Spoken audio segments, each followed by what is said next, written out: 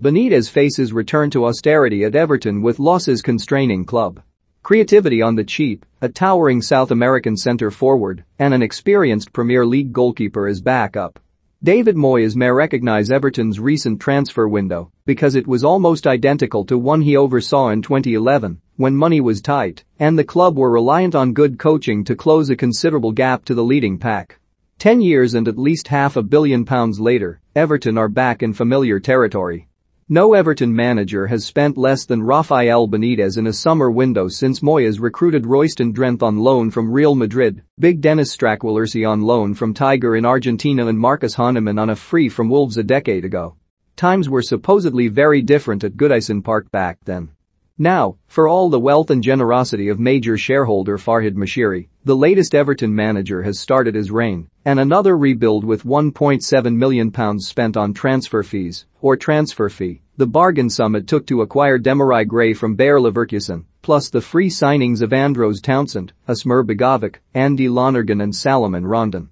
All may prove astute deals, and the early signs have been encouraging, but it is business that reflects another enforced change of direction under Moshiri's ownership. The good times never rolled with his lavish investment. 5 years of erratic unsustainable spending have been replaced by austerity. Temporarily, Benítez hopes. The strategy was not born purely as a consequence of the pandemic and the record losses it has fueled. It is certainly not a sign of an owner losing interest, ambition or resources. Moshiri has invested more than £450 million into Everton, and his loans will be converted into equity under the terms of a proposed shares issue. The British-Iranian billionaire is also funding the initial works at Bramley Moor Dock, where Everton have started development on a 52,888 capacity stadium that will be arguably the most attractive addition to the Liverpool waterfront in many years. The costs had exceeded £50 million before the club took possession of the site in July. The problem is not Moshiri's financial commitment, but the losses incurred from inflated fees, extravagant contracts and managerial upheaval, combined with modest commercial growth and the lack of players who can be sold at considerable profit. This summer represented Everton's attempt to fall in line with the Premier League's profit and sustainability rules that in pre-COVID times allowed for a £105 million loss over a 3-year period. Over the past 3 financial years Everton have posted combined losses of almost £265 million, £139.9 million in 2019-20, £111.8 million in 2018-19 and £13.1 million in 2017-18, although restrictions were relaxed last year for the pandemic and stadium expenditure can be capitalized onto the balance sheet now that planning permission has been granted. Everton officials are confident the club will comply with the rules that now cover a 4-year period when this year's set of accounts have been audited.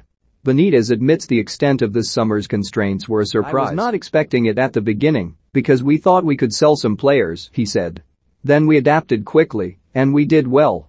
But Benítez knew, when taking the job, he would not be assisted by the largesse that first greeted Ronald Koeman at Everton, £43.5 million in his first summer eventually rising to £226.5 million, Marco Silva, £85 million in his first summer, more than £200 million spent in total, or Carlo Ancelotti, £66 million plus £200,000 a week James Rodriguez in his one and only summer in charge. Even Sam Allardyce got £47 million to squander on Cenk and Theo Walcott during his single window as Everton manager.